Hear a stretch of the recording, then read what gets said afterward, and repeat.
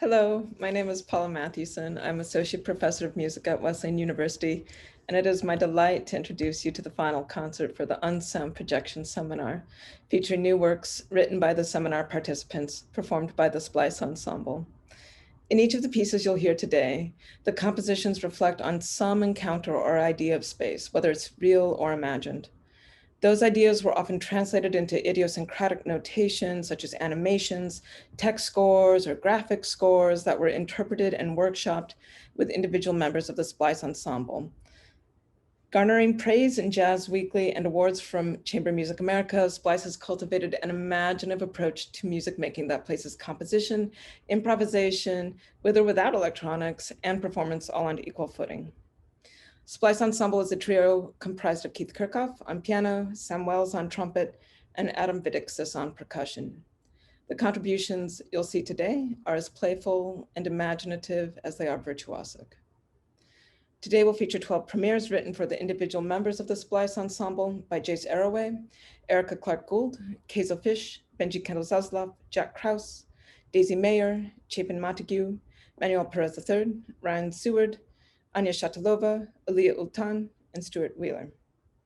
Two additional pieces round out today's offerings, featuring a collaboration between graduate student Devani Haruta and Assistant Professor of Music John Donkwa, and an excerpt of a longer piece presented today as fixed media by graduate student Hector Gonzalez. I would like to thank the students in Unsound Projection Seminar, SPLICE Ensemble, as well as the Center for Humanities, the Wesleyan Music Department, and the Center for the Arts, who have made today possible. Without any further delay, let's get started and enjoy the show.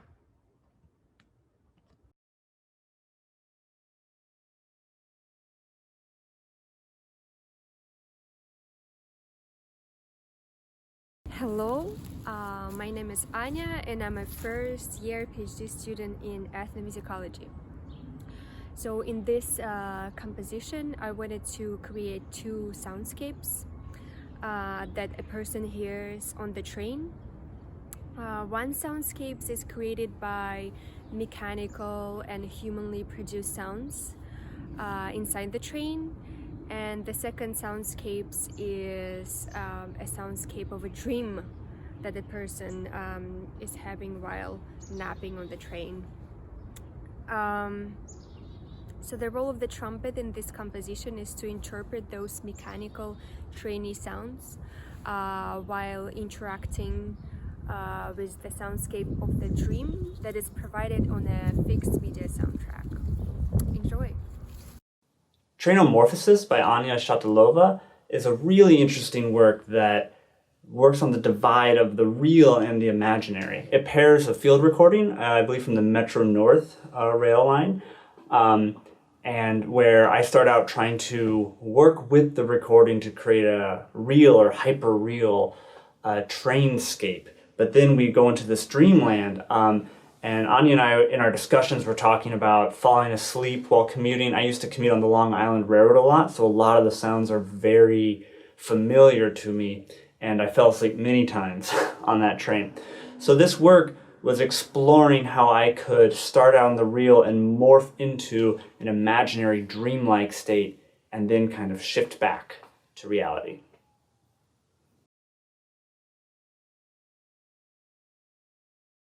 As you leave the train, please watch the gap between the train and the platform.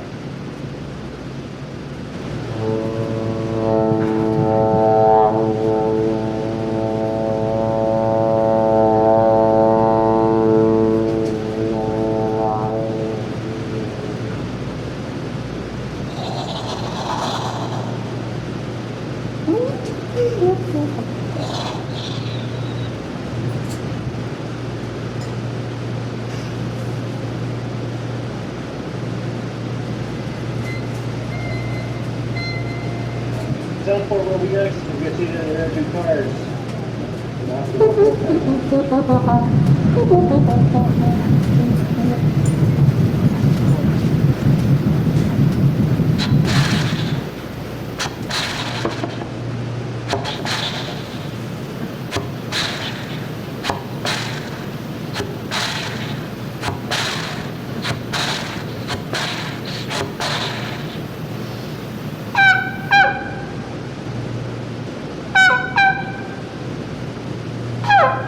station is East Norfolk. This is the train to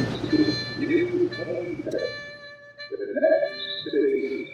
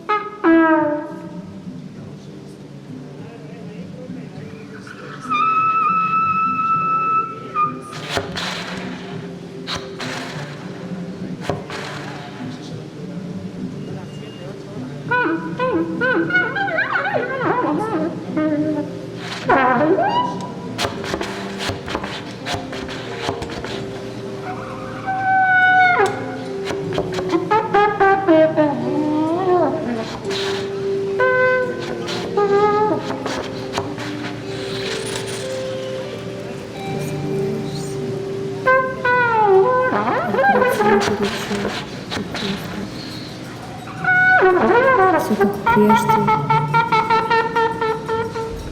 но вот внутри раскаленный воздух. Из каждой розетки снова бежит искусство, в том числе в месте, где раньше включался.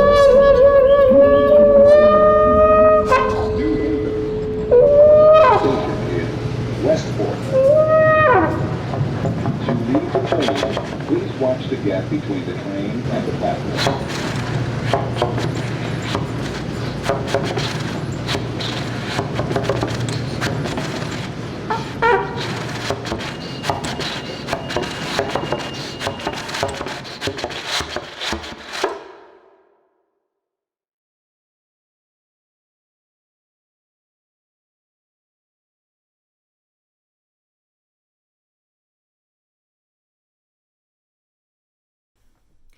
In Benji's work 41.5515, negative 72.65927, he gave me two different scores. The first score, and the one I used the most, shows a kind of central line that he describes as passive ambience.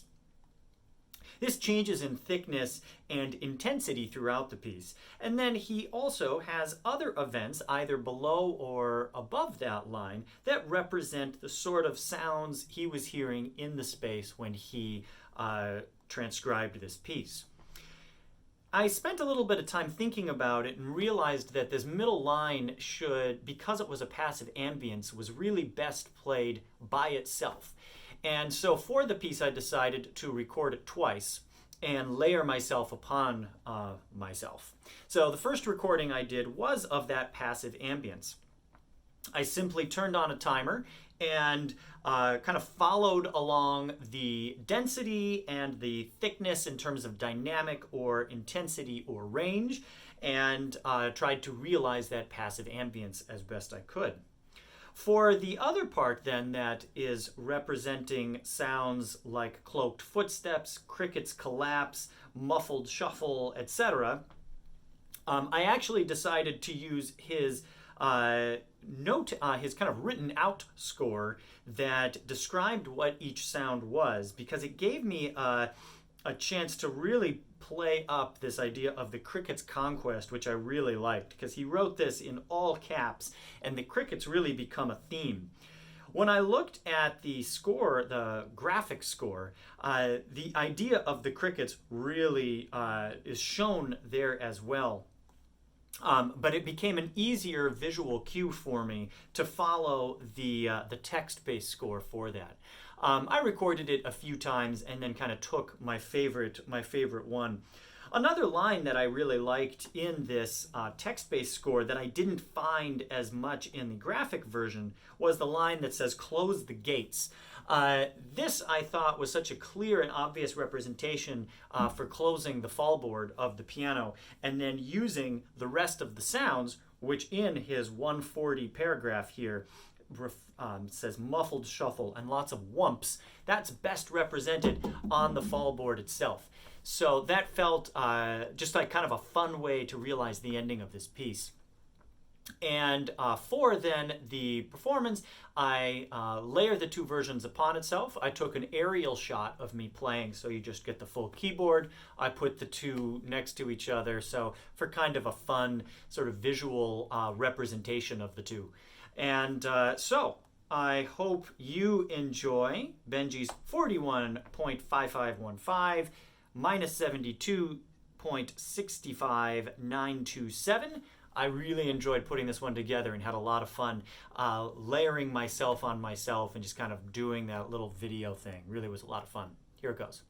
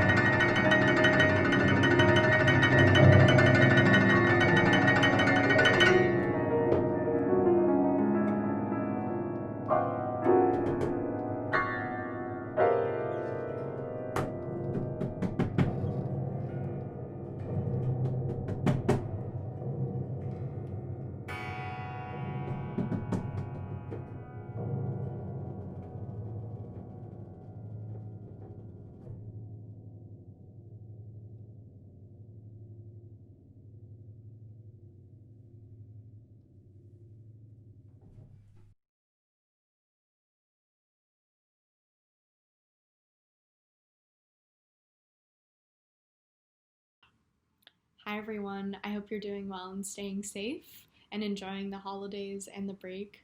My name is Erica. I am a senior here at Wesleyan. I'm a medieval studies and French studies major, and for this project I decided to focus on mushrooms.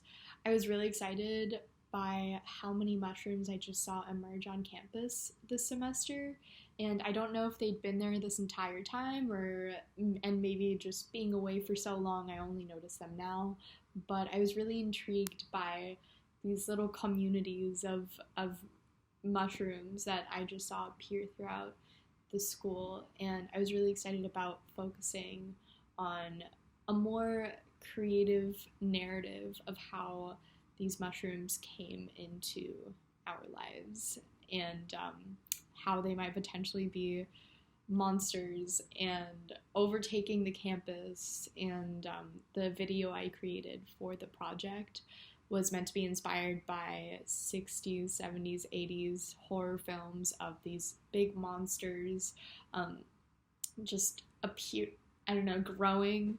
I was going through a lot of movie posters and was really inspired by those. But I hope you enjoy the project, and it was such a pleasure to be able to work with Adam this semester. Thank you so much. Erica created a really cool video score called It's Alive and Growing Stronger. It focuses on the horror genre of the 80s and early 90s.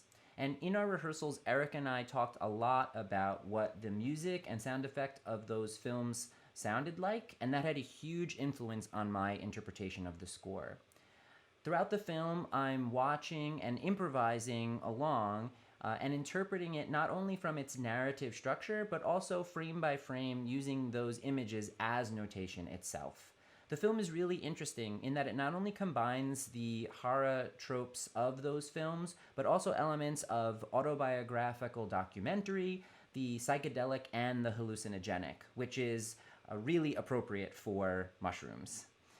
In the end, the mushrooms do take over the world, so it doesn't have such a happy ending, but I really did enjoy playing it, and I hope you enjoy watching it as well.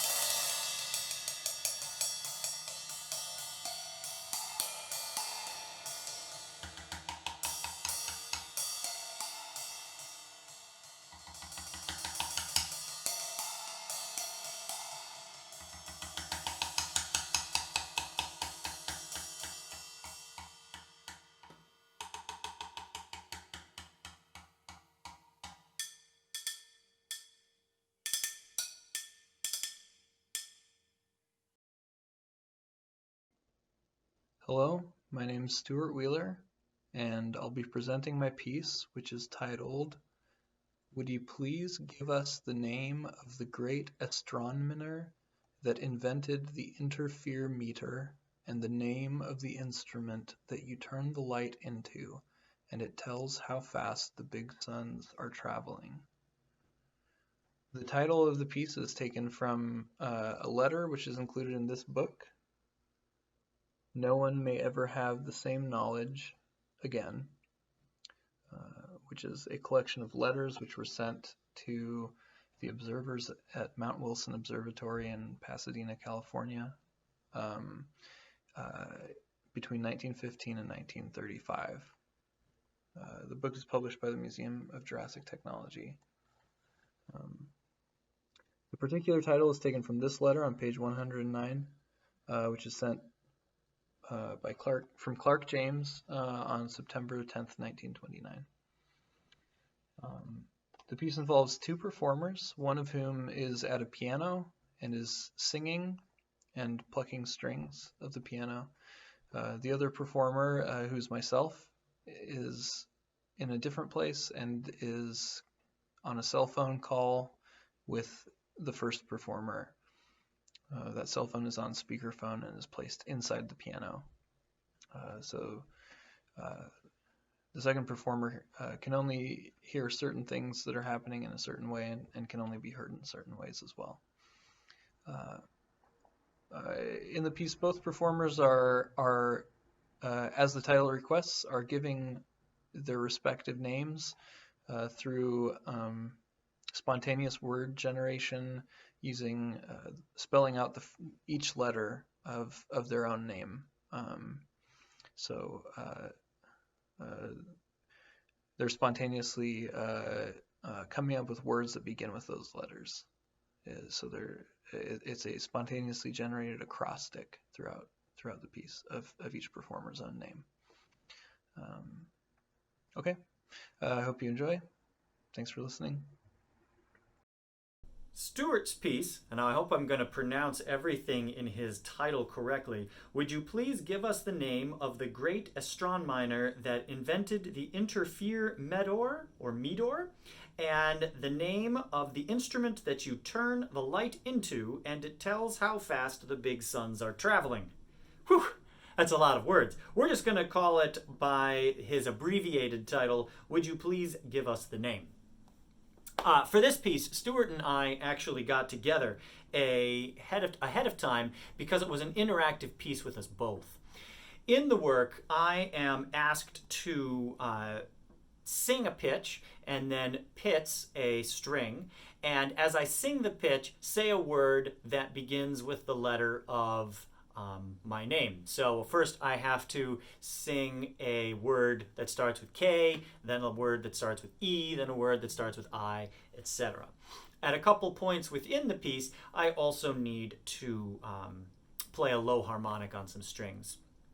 Stuart, meanwhile, is conversing with me on speakerphone, just on my smartphone. And I put the phone down in the piano in the most reverberant place I could find. So as he's listening to me through the sort of distorted nature of speakerphone, he's trying to pick pitches that I have sung and then do a similar exercise with his name, Stuart.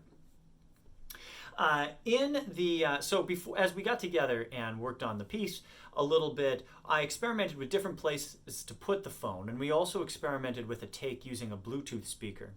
In the end, I decided to use just the phone recording because it sounded, I really liked the sort of distant, very lo-fi nature of that sound. There was more differentiation between that and myself. The Bluetooth speaker, which you're not really going to get to hear, but that version, the Bluetooth speaker was very, very boomy. It didn't, although in my space where I was, it left a nice resonance in the piano. The mics didn't really pick that up as well as I had hoped. Instead, it became sort of, thunderously boomy in the mid-range, and honestly was sort of covering up some of the stuff I was doing in the piano. So it became a pretty clear choice that his initial idea, which was to use the smartphone, was in fact the better choice. The piece really was a lot of fun. We gave a couple run-throughs of it, and it's really a fun sort of experiment to have the phone in there in the piano, creating an acoustic sound through this electronic means. So I do hope you enjoy the piece. Would you please give us the name?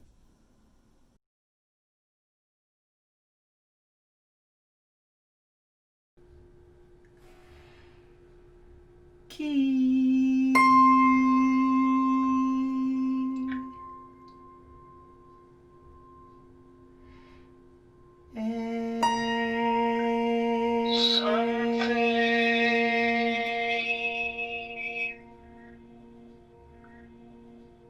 Igloo.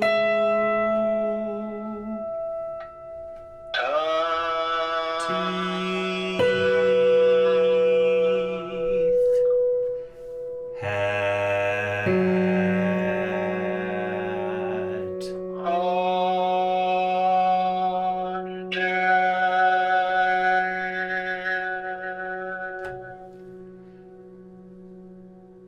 Kangaroo.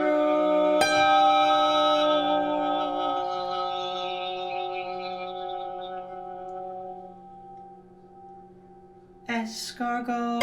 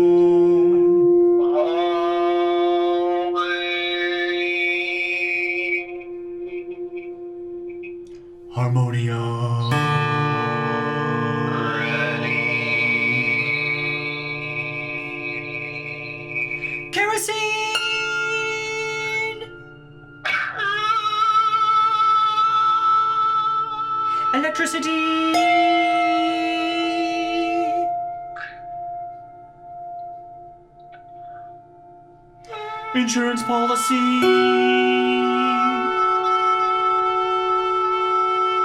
Taser.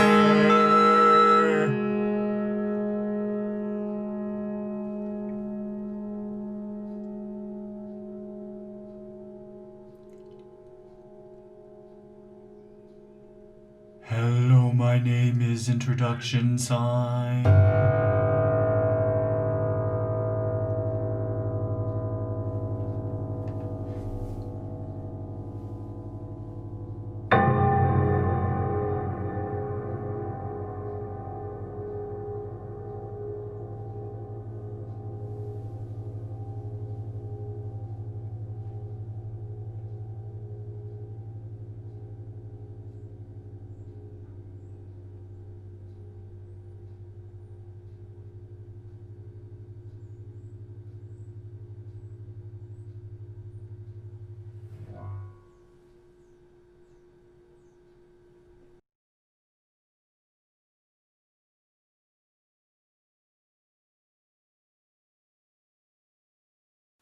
Hi, my name is Keizo Fish. I'm a senior music major, and this composition is entitled Shell Piece, written for percussionist and drummer Adam Vidixis. Keizo's score is a study of synthetic spaces as a metaphor for memory.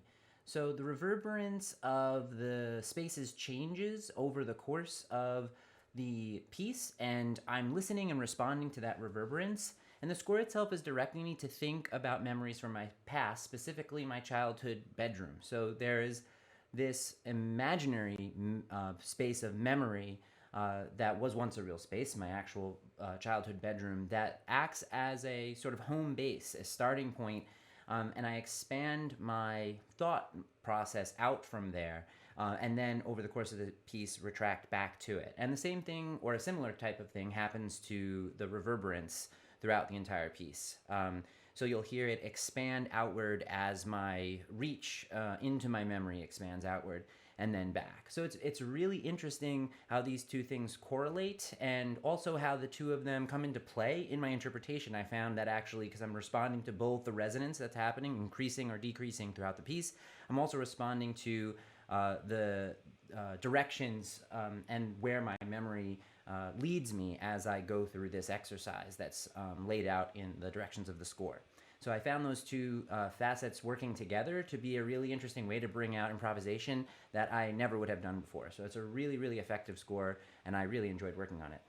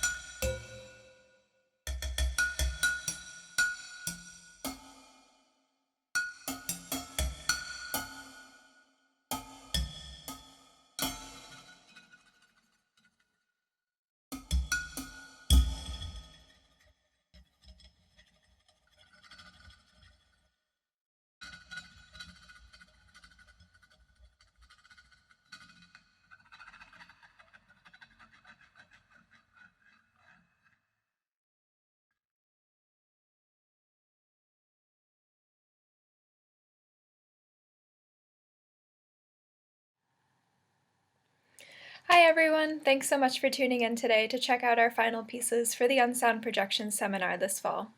My name is Devani Haruta, I'm a grad student in ethnomusicology, and my piece is called Life Cycles. The inspiration for this piece came from a conversation I had with Professor John Dankwa about the life cycle of the gankogui, which is a metal bell from Ghana, like this one here. The gankogui is made by a blacksmith who sources the metal from car parts and fashions it into instruments. When the instruments break, and you can see that this one here has a hole and a crack, the metal is returned to the blacksmith, who then fashions it into farm tools or more bells. This cycle of material from car to instrument to farm tool, and back again to instrument, and so on, forms the structure for this piece, which is actually played on the broken bells themselves. So I hope that you can hear these transitions between the various states of the life cycles and the unique sounds of the broken instruments. Thanks so much for listening, and I hope you enjoy.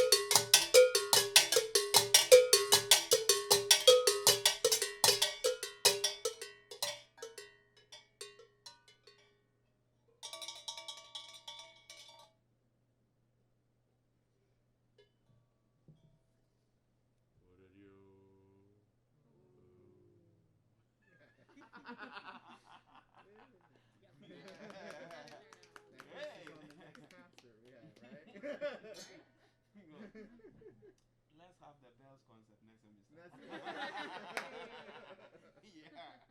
Yeah. Hi, my name is Hector Gonzalez. I'm a composer from Guadalajara, Mexico. I'm also a first-year graduate student at the music composition program at Wesleyan University. What you're going to hear now is an excerpt of a longer piece I just finished composing for electric wind instrument, which is basically a MIDI controller shaped and that plays like a saxophone or an oboe, which is my main instrument. The materials I used for this piece are heavily processed field recordings I took during the last 2 years where I was living in southeastern Mexico, but also just many field recordings I took this year during my trips all the way to my hometown and then north to Middletown to start the graduate program. So it kind of reads like a diary of my travels during this crazy pandemic times. The title of the piece, Design, is based on a Heideggerian concept. It translates as being there, and it's an idea related to the way we perceive and the way we engage with the world. I hope you like it.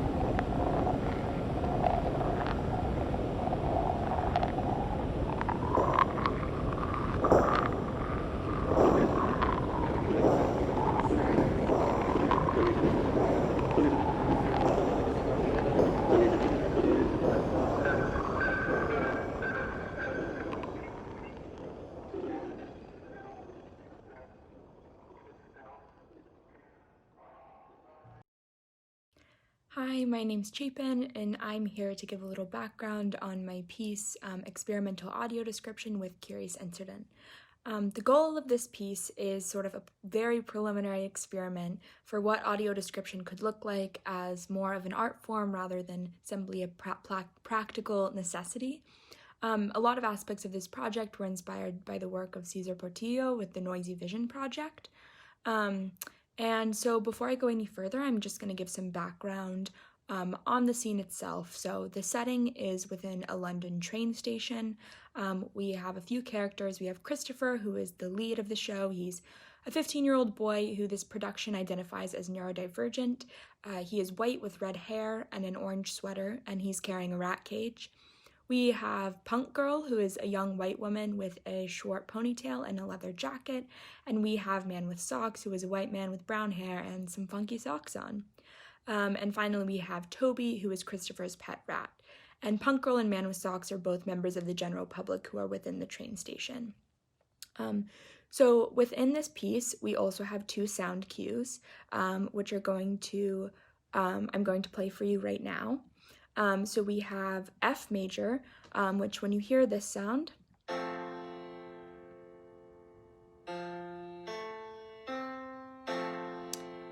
it essentially means that the rat has appeared on stage. And then when you hear this sound, which is A flat minor,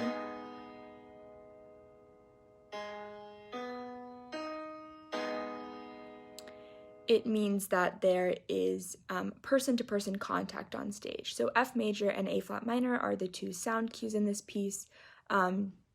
And I think these are important not only for the visually impaired, which is largely what audio description is catered to, but also for sighted audiences, because in the age of this pandemic, our performance actors were not allowed to physically touch each other at all. So these sound cues kind of just give another cue to the audience that that's what's happening, since we ourselves had to kind of get creative with that as well. So when you hear those sound cues, make sure to listen for them. And yeah, other than that, I think we're good to go. I just want to say thank you so much for Keith for working with me and putting this together, and please enjoy. For the realization of Chapin's piece, Experimental Audio Description with Curious Incident, she sent me two different materials ahead of time. First was an audio recording of a segment of a play that she had been a part of on campus. And it was just a short 2-minute segment. And the goal was to create certain sonic cues that represented things that were happening on stage. So she also sent me a score, which was divided into 2 columns. The left side, which showed the dialogue that I would be hearing, and on the right side, the indications of what sort of music I should be playing on the keyboard. There were a few independent sounds that I was asked to produce. So the first was a high, light piano sound she describes as quickly oscillating.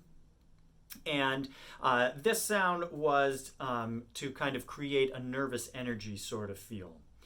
She asked for an F major chord to be played every time we meet Toby himself, as well as an A flat minor chord, which we hear twice later in the realization that represents a person-to-person contact. There's also a sound of footsteps, Toby's footsteps on the tracks. And for that, she wanted the sound of my nails on the strings.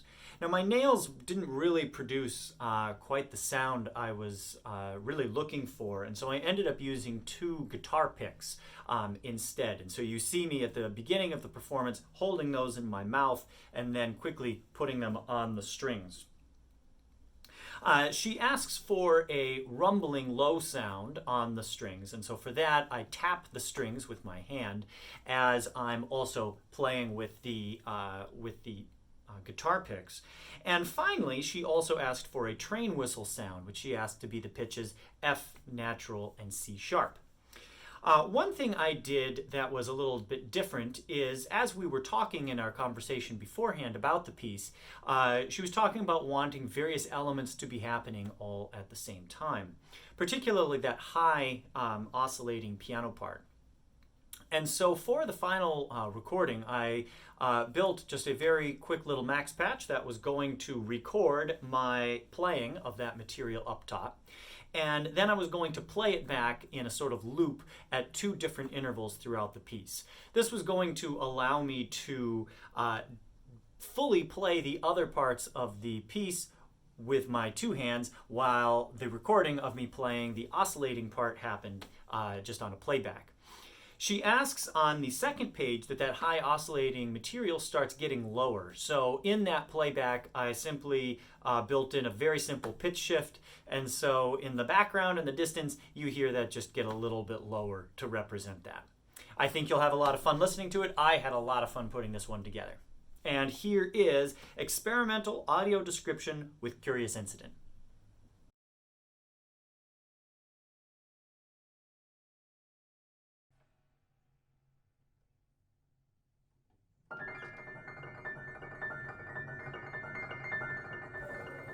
Toby? Toby? Where are you? Toby, what are you doing down there? Get back up here this instant. I'm warning you. If you don't get back up here this instant, then I'm going to come down there and get you. Right, I'm coming down there, Toby. When I catch you, I'm going to be very cross. I'm not going to let you burn you for a whole week. Jesus, what are you doing? My pet rat is on the tracks. For fuck's sake! Toby, it's filthy down here. You'll get so dirty. Oh my days, what is he doing? Does it sort of look like he's doing? Call somebody, get somebody, don't just stand there. Oh, mate, please, for Christ's sake, get back up here. I can't get back up there. I need to find my rat. What? Mate, please, you're gonna get yourself killed. You're going to have to go down there and get him. Mate, what the hell is it going to with me? He's just a kid, you can't just let him get hit. I know he's a kid, I can see he's a kid by so far looking at him. Mate, please, come on. You're so silly, Toby. What am I going to do with you? Stop being so difficult. Hey, get your arse out of there right now. Don't panic, I found him. Help him get you, woman.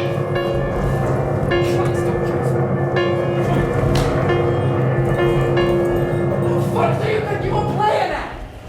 I was finding my pet rat. Fucking Nora! Is he okay? Him? That's a fucking bundle. Jesus Christ, a pet rat! Shit, my train fucked. Are you okay? Stand further away. I've got a Swiss Army knife, and it has a saw blade, and it could cut someone's finger off. Okay, I don't have these views.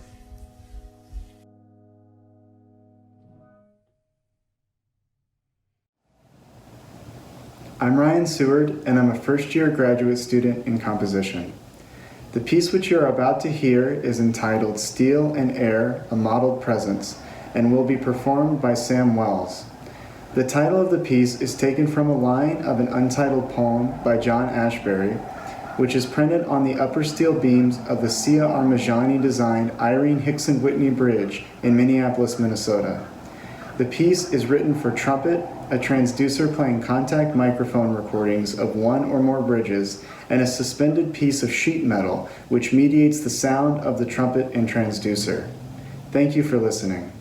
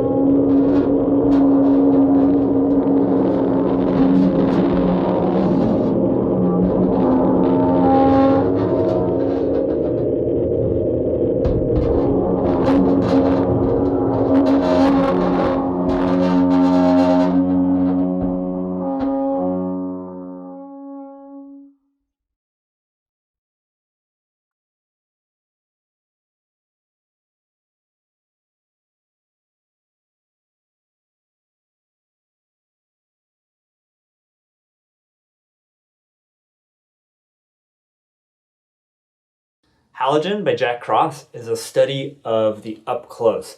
Jack brought a score to me of all these microscopic images from around his apartment. And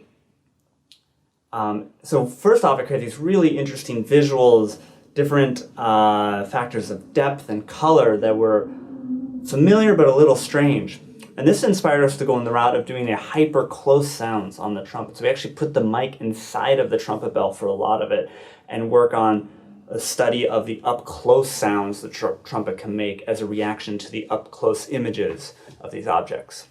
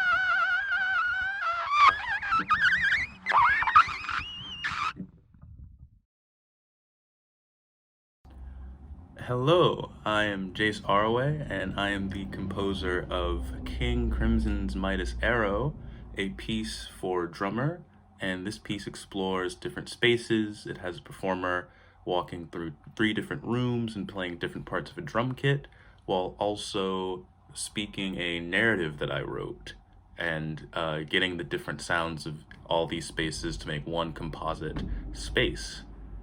Thank you.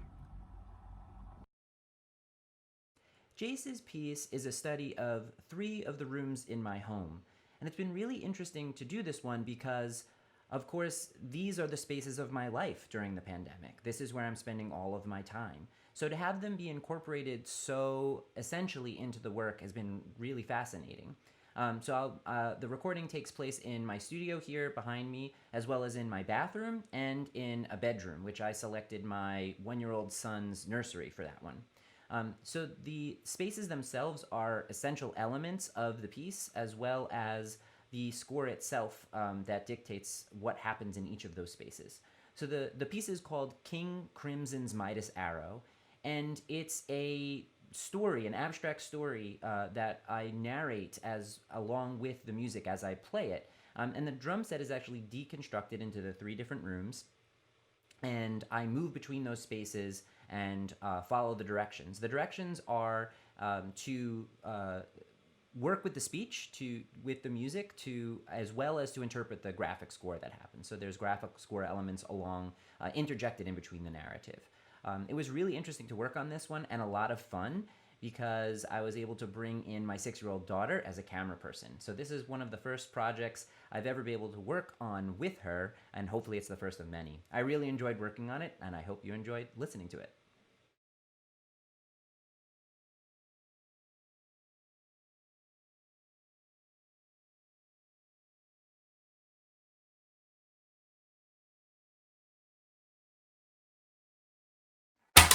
This story is dedicated to Karen Shu. And the motto is, I love you, Jace. And the interpretation is,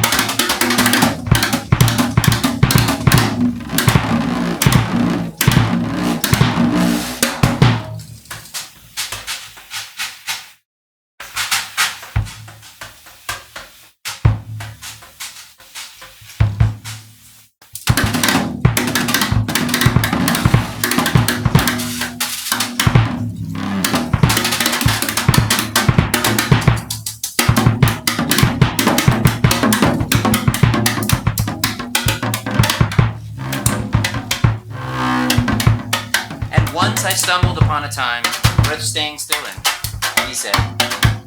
Yeah, I was ejected from it,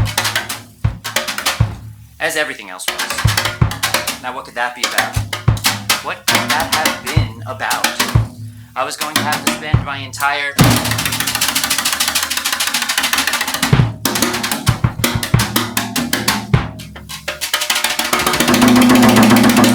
A race against time? What was I doing here again? What? What? What?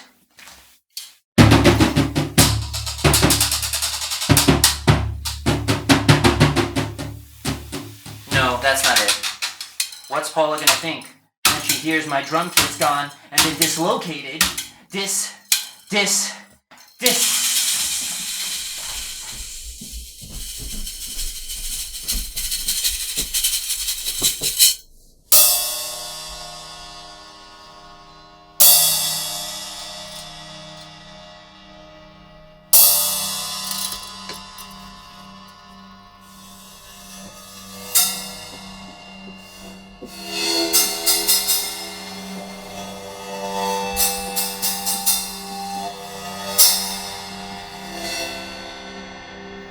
And that was exactly what a change of season had in store for us. Although you never said the raindrops would grow from feline to equestrian, I trust the galloping on my windowsill will give you rhythm to dance to still.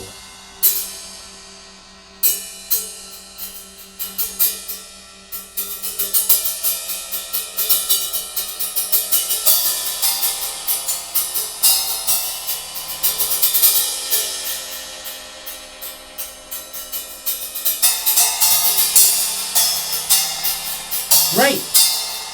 Right. Right. Right. Right. Oh!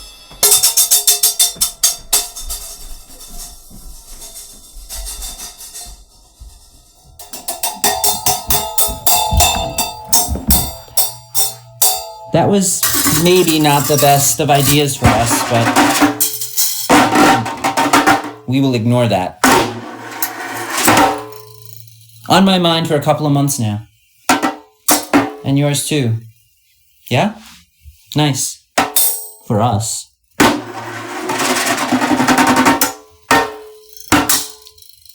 Three minutes isn't long enough. We could talk more in a different piece of music. As long as we were both neutral at best and neutral at worst towards each other. We can stay together.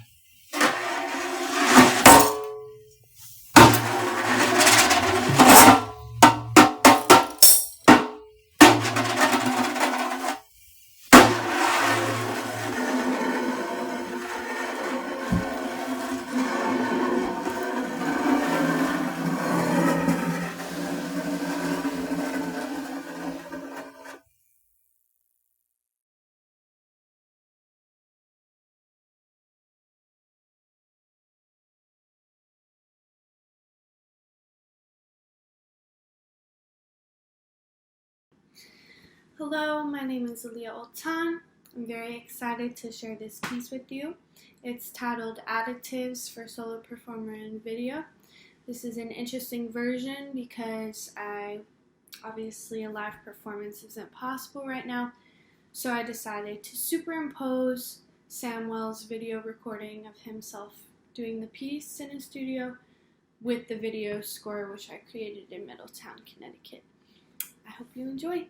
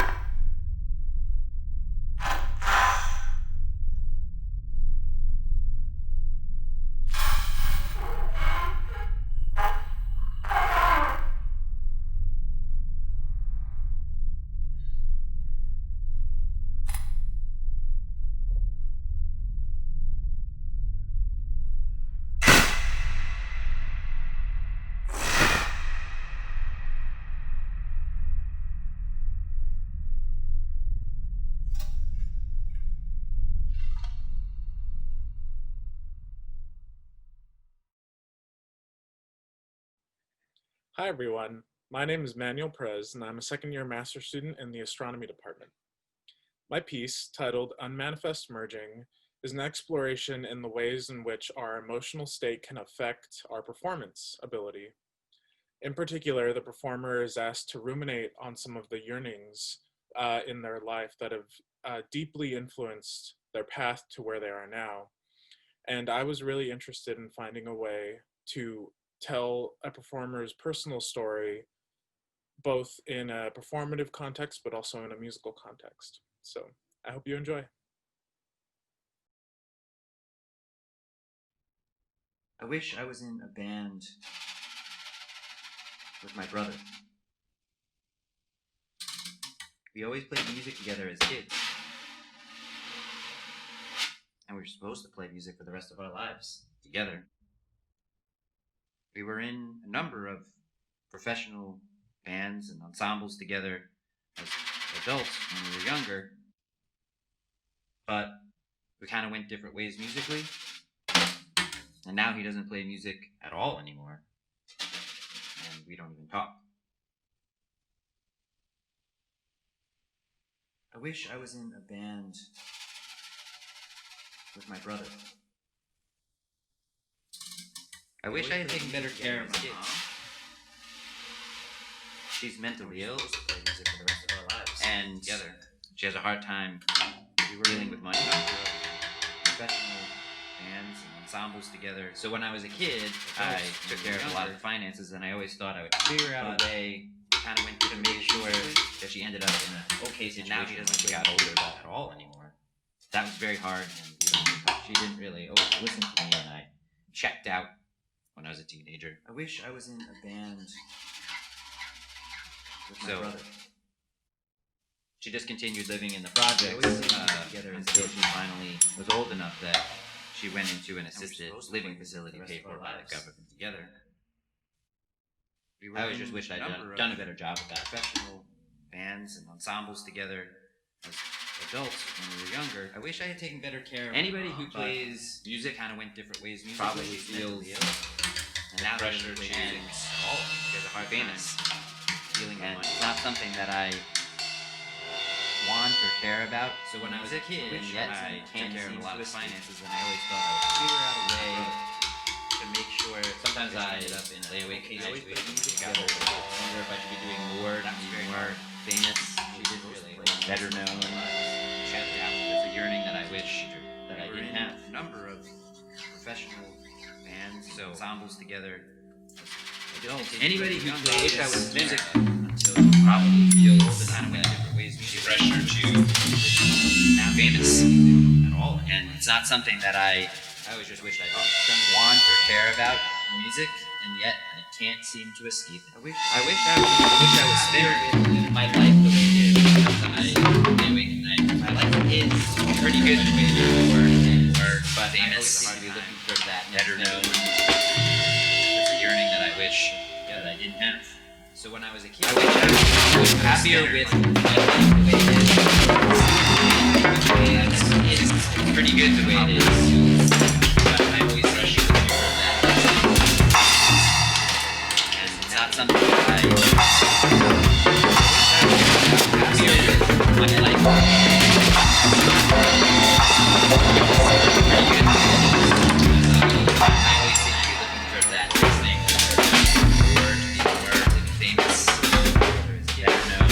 I wish I was happier with my life the way it is. My life is pretty good the way it is.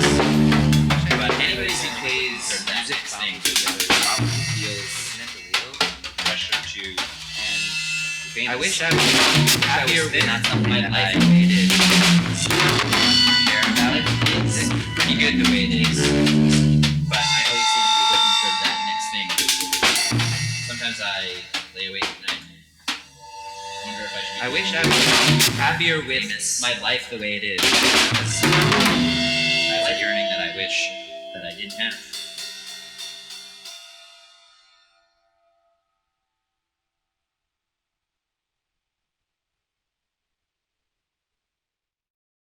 Hi everybody, and this is my intro to my notation as transduction piece, which is called Ode to the Star Queen.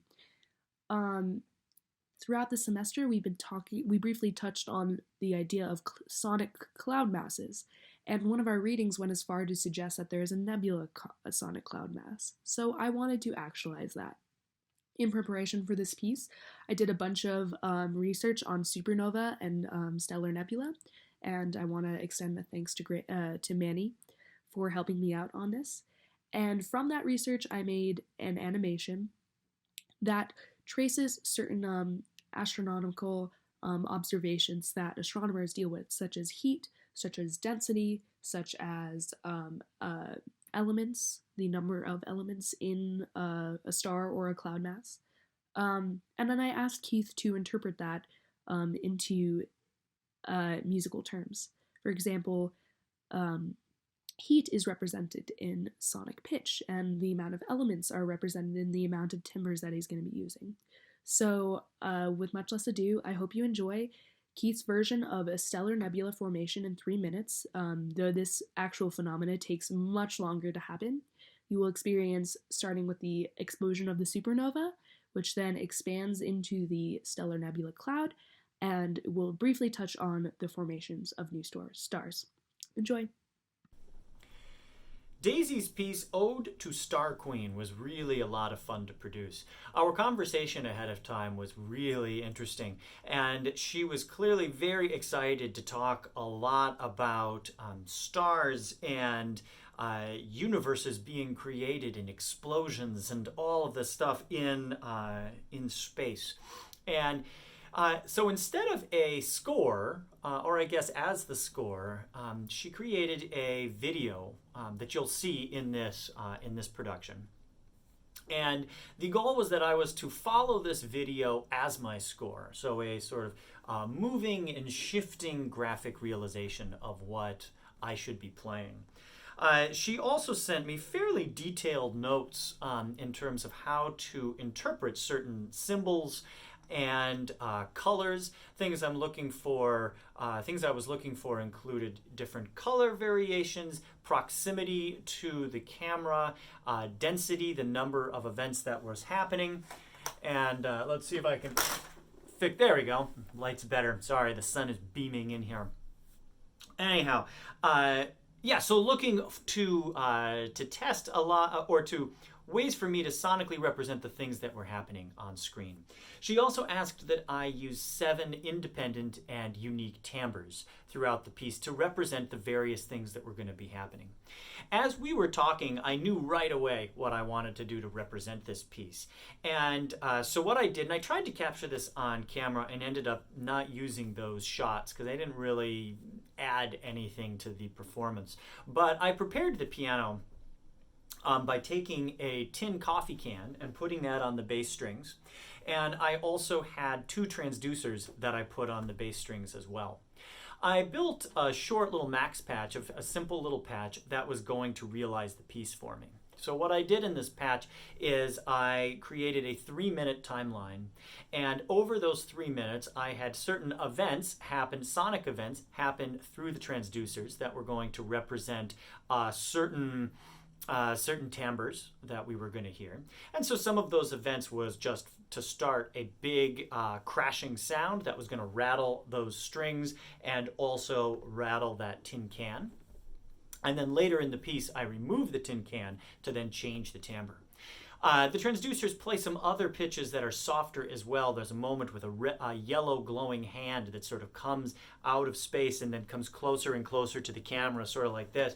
And so I had a sort of soft, low tone that was gradually getting higher and more intense. Never too intense, because the color, as she was describing, of yellows and reds are less hot than our colors of blue. So I didn't want that to become too intense because it was representing heat intensity, not color intensity. Then, before my performance as well, I had sat with the video for several times and then kind of wrote out a written score to myself about what sort of things I wanted to have happen at certain points. And I took timestamps of those moments. In the patch then, as the transducer material was automated, I had the text that I had come up with as I played, I had that showing itself on screen so that I would get very quick and easy cues to myself as to what sort of things I needed to happen next. That also allowed those events to be perfectly synchronized with the events that were happening in the transducers. And then there was another Max patch as well. She sent me a patch that had a sort of drone sound. The idea was I was to record a sound ahead of time, and then she had 4 sliders that I could manipulate and play with to alter that sound. I ran that patch afterwards, and what I did is the recorded material is I took the sound of that explosion, because the idea for me is that that explosion continues to reverberate in space for many, many, many thousands of years, of course, as that sound travels and as that light travels. So I wanted to use my explosion sound as the source material for that. So I captured that, just the, I think 10 seconds of the explosion, and then I ran that through and just while listening to my playback of the piece, just had fun kind of playing with the various sliders that she built and overlaid that as a soft drone throughout. So I then did some different panning ideas with it. I never wanted the drone to be front and center because it really became kind of noisy sounding, but it's always there as kind of a low hum in the background. This one was really a lot of fun to produce. And I guess one last thing I'll say with the video, I played with a lot of different ways to represent the video, but I really wanted to show the video that she built as the score itself. So that I just have sort of overlaid on top of myself, and I tried my best to angle the camera so that my hands, for the most time, was spent overlaid the hands that are in the video, so that we get kind of extra hands. Now my hands, of course, don't change color, but they do change proximity and sort of expand with the other hands that are moving in the image in the video. This one really was a lot of fun, and I could really see a lot of possible angles to realize this piece, and really, like I said, really enjoyed doing it. So hope you enjoy Ode to Star Queen.